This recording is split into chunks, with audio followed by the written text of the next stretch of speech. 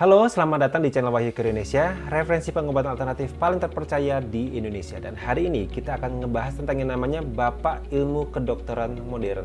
Siapa dia? Nah, sebelum saya cerita, saya akan ngasih sebuah kisah dulu.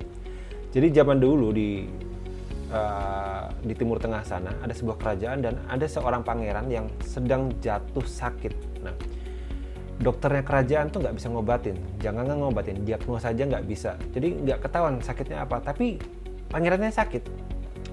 Nah, akhirnya datanglah seorang pemuda, usianya 17 tahun. Dia datang, terus habis itu meriksa tuh nadinya si pangerannya. Nah, si anak muda tadi manggil ini, kerabatnya si pangeran. Tolong dong sebutin nama-nama kota di kerajaan ini. Nah, si kerabatnya nyebutin satu persatu tuh. Nah, ada satu kota yang ketika disebutin, nadinya si pangeran ini langsung berubah. Nah, akhirnya si pemuda itu menyimpulkan bahwa ini penyakit bukan karena sesuatu fisik, bukan suatu penyebab fisik, tapi karena jatuh cinta. Iya, bener. Pangerannya ini ternyata jatuh cinta dan bikin sakit karena dia tidak bisa menikahi gadis itu. Nah, akhirnya si pemuda itu bilang, ini pangeran kalau mau sembuh harus dinikahkan dengan wanita yang ada di kota tadi yang disebut. Nah, setelah dinikahkan, pangerannya sembuh. Semuanya kagum dan mereka semuanya menganggap ini dokter jenius. Nah, siapakah dia? Dia adalah Ibnu Sina. Nah, Ibnu Sina ini kenapa dikenal sebagai bapak kedokteran modern? Ceritanya panjang. Nah, tapi sebelum itu saya ingat banget ada satu quote dari Ibnu Sina adalah, kepanikan adalah separuh penyakit, ketenangan adalah separuh obat, dan kesabaran adalah permulaan dari kesembuhan. Jadi Ibnu Sina ini sangat percaya bahwa kesembuhan, kesehatan itu berakar dari jiwa. Berarti kalau mau menyembuhkan seseorang, jiwanya dulu harus disembuhkan, karena setengahnya itu adalah berasal dari jiwa. Jadi nggak bisa setengah-setengah.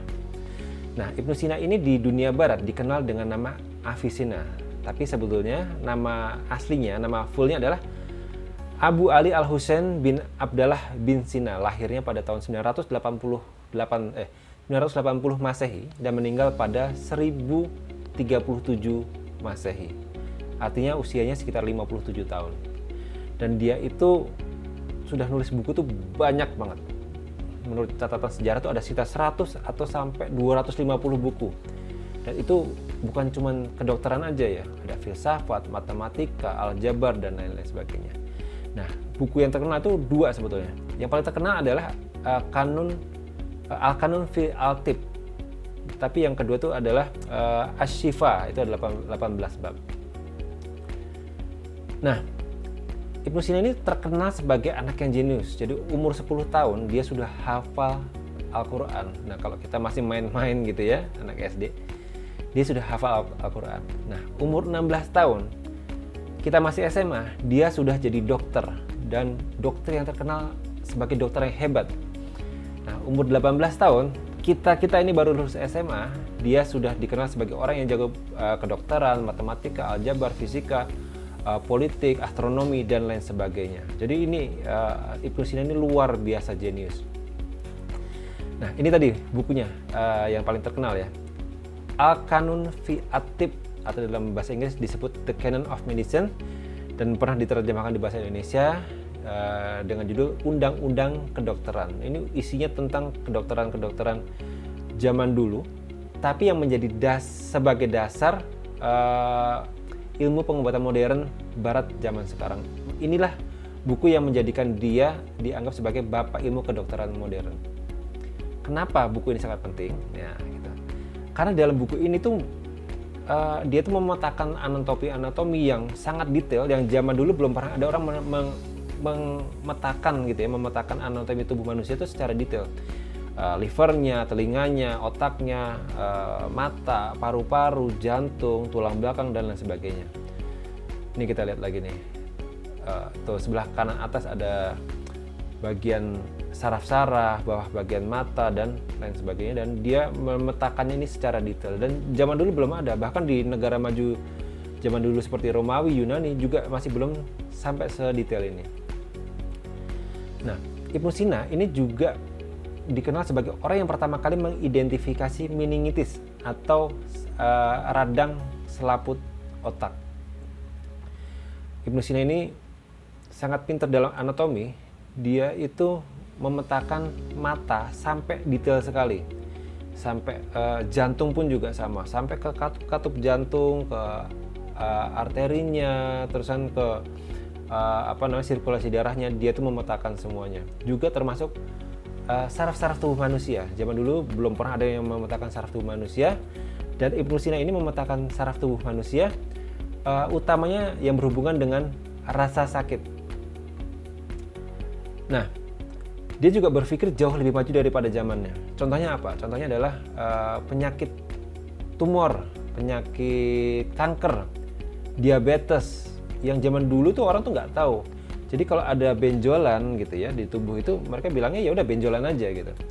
Tapi Ibnu Sina itu udah bilang bahwa ini tuh tumor, ini tuh kanker gitu. Nah, orang-orang zaman dulu tuh nggak ada yang ngerti dan nggak ada yang percaya. Bahkan ilmu kedokteran Barat zaman dulu pun menganggap ini adalah hoax gitu. Jadi cuma bualan aja, karena mereka belum mengerti yang namanya tumor, kanker, diabetes, efek placebo itu belum ngerti.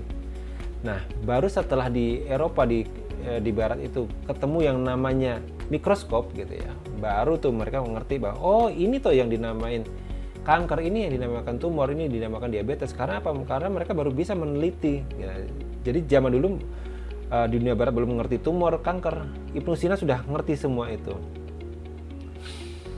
Nah, Ibnu Sina ini juga dikenal sebagai orang yang berperan penting dalam ilmu ginekologi, pediatri, ilmu anatomi, dan uji klinis. Utamanya uji klinis ya. Uji klinis ini karena zaman dulu tuh nggak ada yang namanya uji klinis. Nah, ini diperkenalkan salah satunya adalah oleh Ibnu Sina. Nah, sayangnya Ibnu Sina ini usianya nggak panjang, cuma 57 tahun. Jadi pada tahun 1037 Masehi, Ibnu Sina itu meninggal dan dimakamkan di kota Hamadan.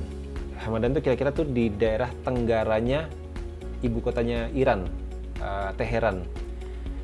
Nah, tapi walaupun Ibnu Sina ini meninggal, bukunya dan warisannya ini selalu menjadi warisan ilmu kedokteran yang nggak pernah habis dibahas.